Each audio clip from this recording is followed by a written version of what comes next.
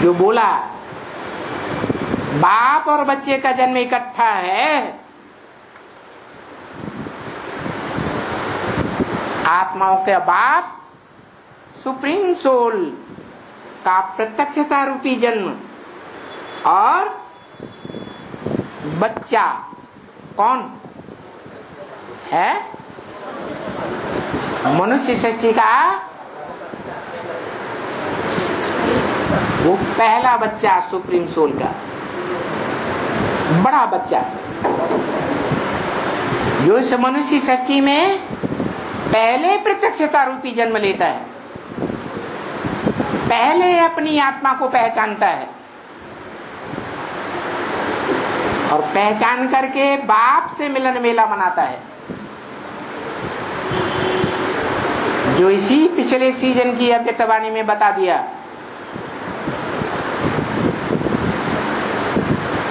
याद है किसी को? है?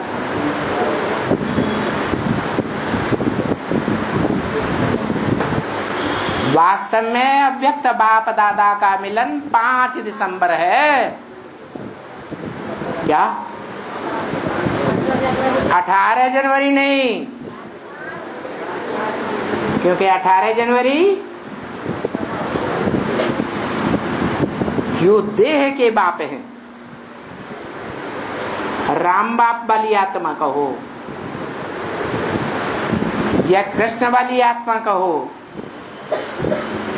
दोनों ही मनुष्य आत्माएं हैं।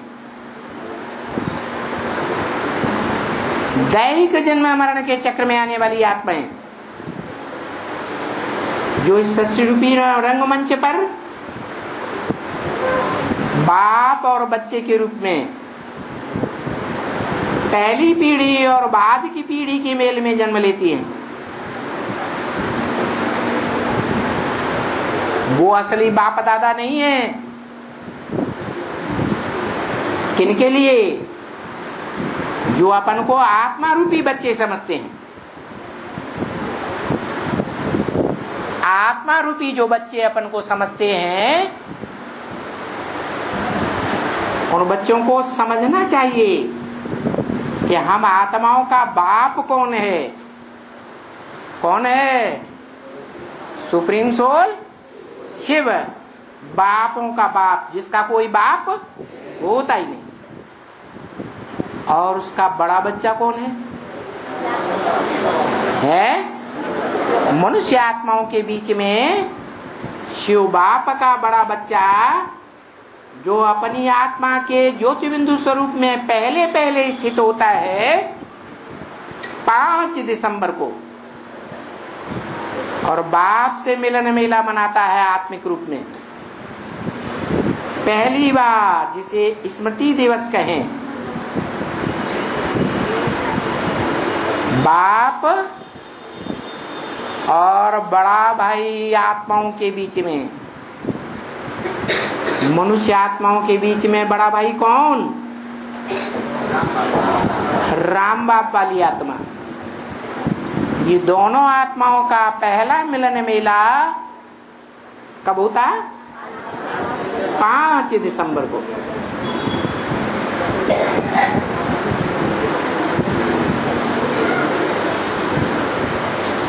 वो पास्ट की बात है।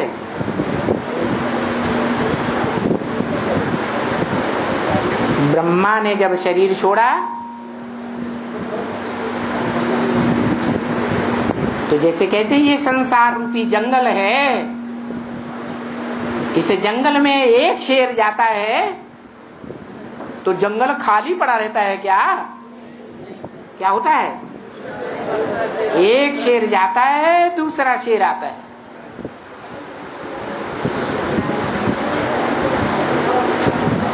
तो ब्रह्मा वाली आत्मा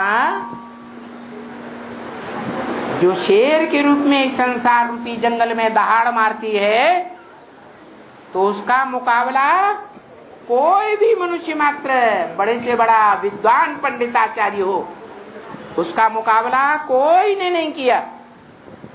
अरे शेर का मुकाबला जंगल में कोई करेगा? नहीं कर सकता।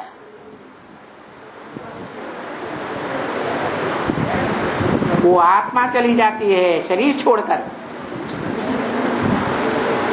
तो दूसरा शेर इस ब्राह्मणों की दुनिया में आ जाता है। ये ब्राह्मणों की दुनिया भी संसार रूपी जंगल ही होती है, जिस वर्ष दादा लेखराज ब्रह्मा की आत्मा शरीर छोड़ती है। ये ब्राह्मणों की दुनिया कोई फूलों का बगीचा नहीं बन जाती, बनती है क्या? कांटों का जंगल ही होती है। कांटे दुखदाई होते हैं, परंतु उस कांटों के जंगल में भी वो दूसरा शेर ज्ञान की दहाड़ मारता है। उस ज्ञान की दहाड़ मारने वाले शेर का मुकाबला दुनिया में कोई भी आमने सामने आकर नहीं कर सकता।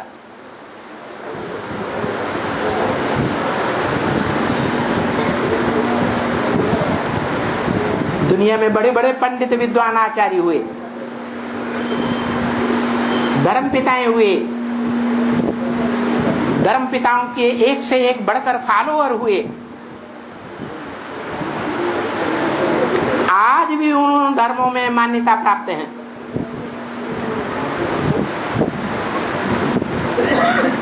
कोई ने भी ब्रह्मा की तो बात छोड़ दो, कितना मजा आता है बातें करने में। करो बात, कर लो, उसके बाद ही बोलेंगे।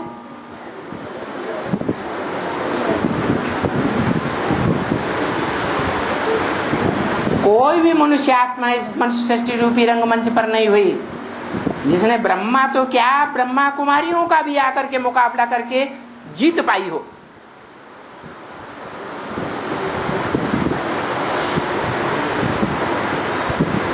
जैसे कि सारी मनुष्य सृष्टि के ऊपर ब्रह्मा कुमारियों ने जीत पाई।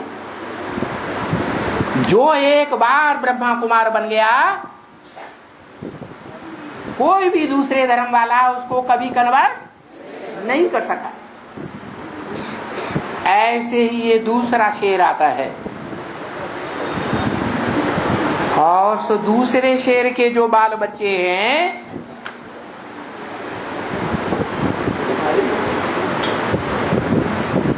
जिसे रुद्रगण कहा जाता है,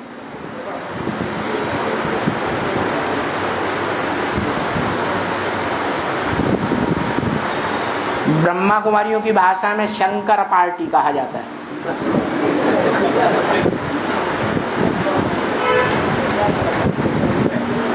भारत की परंपरा में वो 3 शेर आज भी नोटों पर छपे हुए हैं।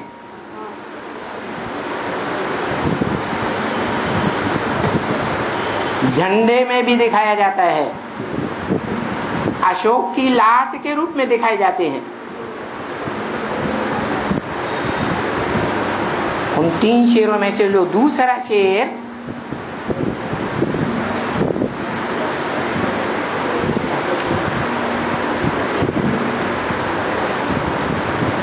इसे ब्राह्मणों की दुनिया में प्रत्यक्ष होता है,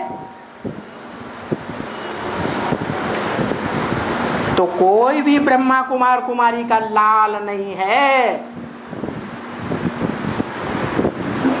स्वयं ब्रह्मा की आत्मा ही नहीं है, भले सूक्ष्म रूप धारण कर सके, कर लिए हो, जो उस आत्मा का ज्ञान में मुकाबला कर सके।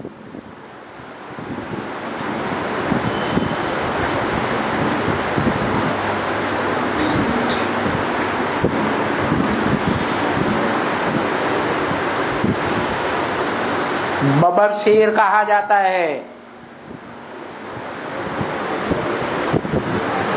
चौड़े मुंह वाला, अंग्रेजी में लायन कहते हैं।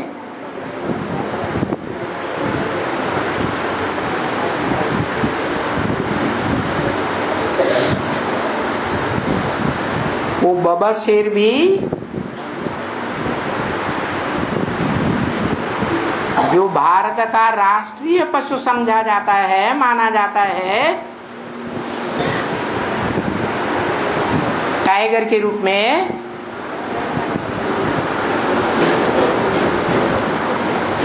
हिंदी में बाघ नाम से माना जाता है,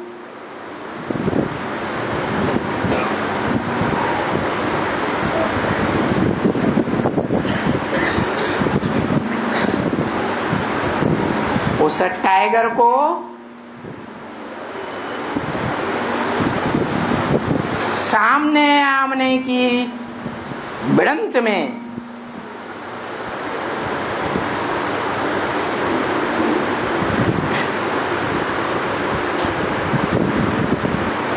लहूलुहान भी कर सकता है।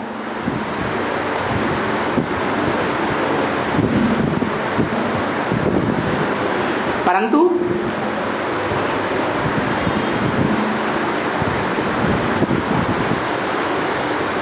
बुद्धि की लड़ाई में जीत नहीं सकता।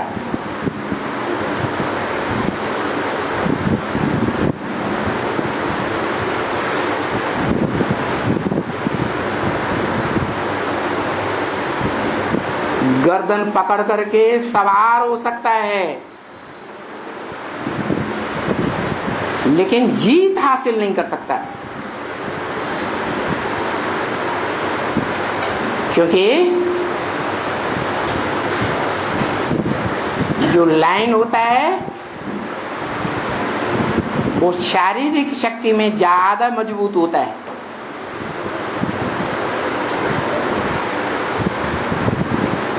परंतु दिमाग की शक्ति में कमजोर होता है, उतना चंट और चालाक नहीं होता।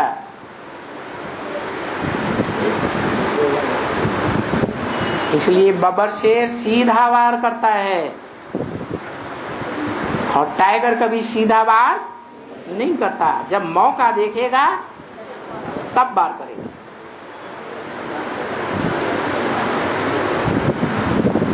ऐसे ही है।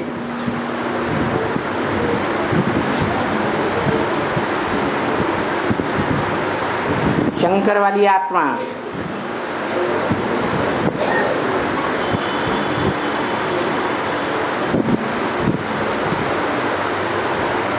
जिसके सर पर अधूरा ज्ञान चंद्रमा सवार रहता है, सवारी करता है।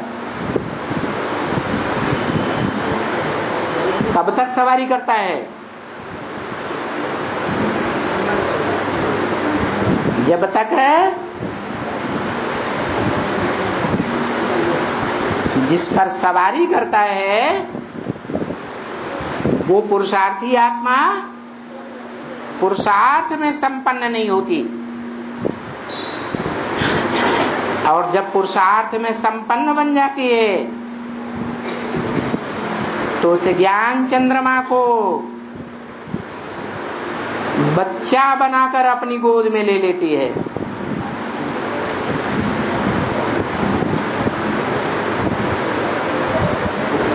वो आत्मा बाप के अधीन हो जाती है, या यूं कहें जिसे शास्त्रों में या मंदिरों में बैल के रूप में दिखाया जाता है,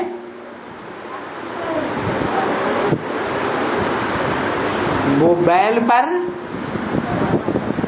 दूसरी मूर्ति दूसरे रूप में शेर के रूप में प्रत्यक्ष होने वाली आत्मा बैल पर सवार हो जाती है, और जब सवार हो जाती है तो बताया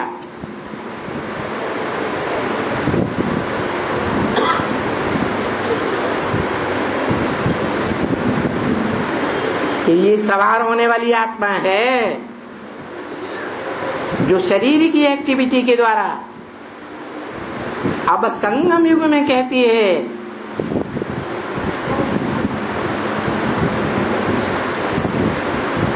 कि हम अपना वर्षा सुख का वर्षा कृष्ण बच्चे को देता हूं। इसलिए देखा होगा पहले ये चित्र नहीं छपे थे कि शिव शंकर की गोद में कृष्ण बच्चा खेल रहा हो। अभी कुछ सालों से ये चित्र भी देखने को मिल रहे हैं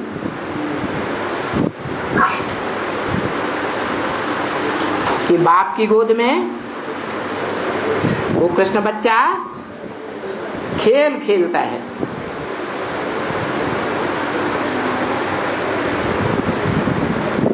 कौन सा खेल है? बोला है यहां तुम बाप दादा की गोद में खेलेंगे, वहां देवताओं की गोद में खेलेंगे जन्म जन्मांतर।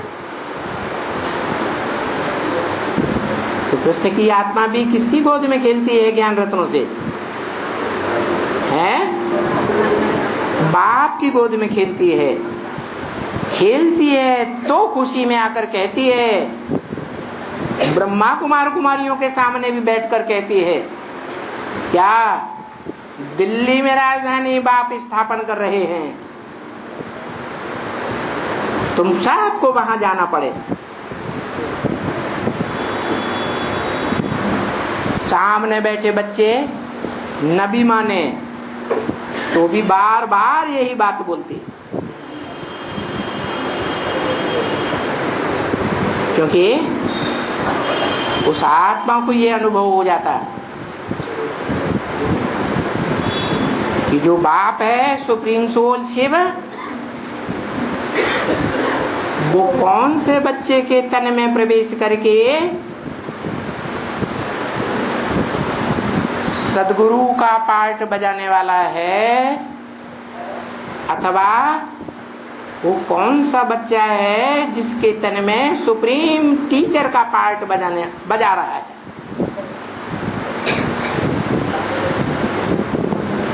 जिसके लिए बोला ब्रह्म वाक्य मुरली में ही बोला, याद है क्या बोला? एक ही बाप भी है, एक ही टीचर भी है और एक ही सदगुरु भी है। वो एक ही व्यक्तित्व है, एक ही पर्सनालिटी, जो बाप भी है, टीचर भी है और सदगुरु भी है। सदगुरु माने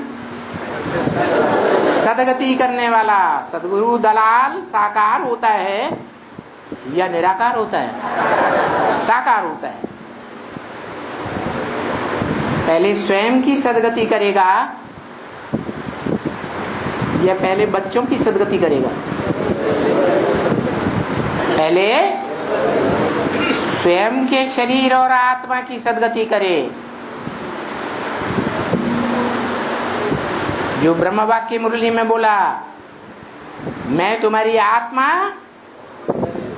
और शरीर रूपी नैया दोनों का पार ले जाने वाला एक ही खिवैया हूं।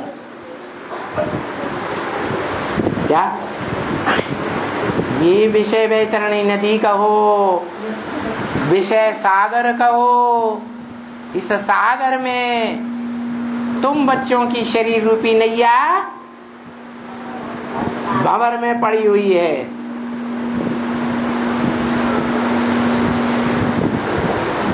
क्या विकारों की दलदल में फंसी हुई है, लेकिन इसको पार ले जाने वाला एक ही खिवैया है,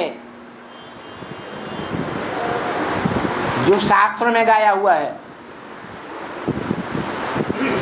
शंकर चाप जहाज यही चढ़ी उतरे पार नर, डूब सकल संसार।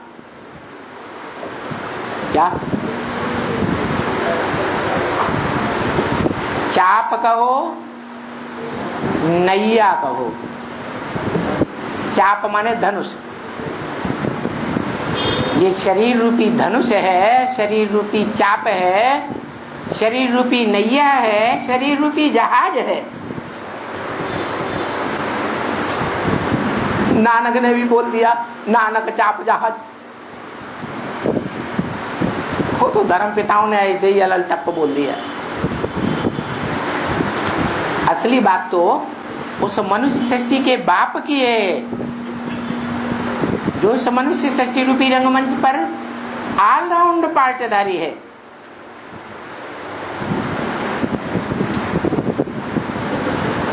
उसका शरीर रूपी जहाज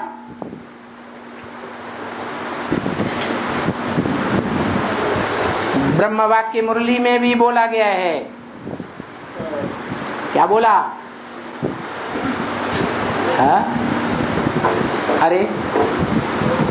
अरे बार बार पढ़ा है मुरली में। चंद्रकांत वेदांत जहाज, किसकी कांति वाला? चंद्रमा की कांति वाला वेदांत, वेदों शास्त्रों का अंत करने वाला। जो वेद शास्त्र मनुष्यों के द्वारा लिखे गए, 2500 साल तक उनका अंत हो जाएगा।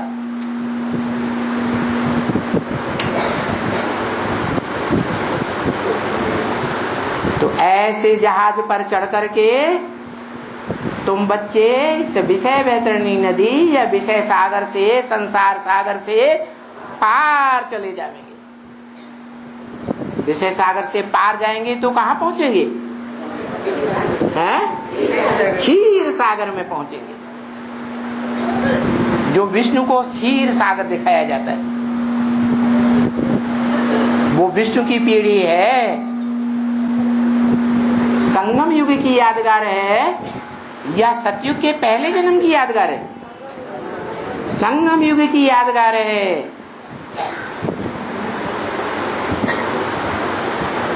जिस विष्णु को क्षीर सागर में दिखाते हैं, खीर खंड की दुनिया में जो भी मनुष्य आत्माएं होंगी, वो सब खीर खंड की तरह आपस में मिलकर के रहेंगी, एक की छत्र छाया में रहेंगी।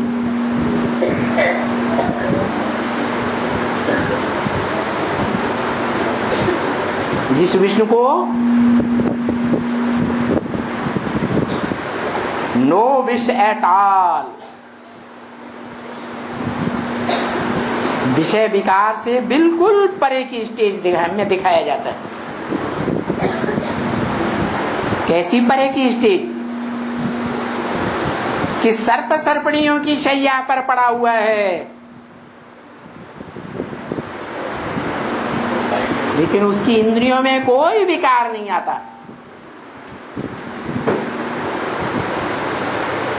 निर्विकार, बड़े आराम से रहता है। नहीं तो कोई मनुष्य की रजाई में एक सांप घुस जाए तो छोड़ छाड़ के बुरी तरह भागेगा।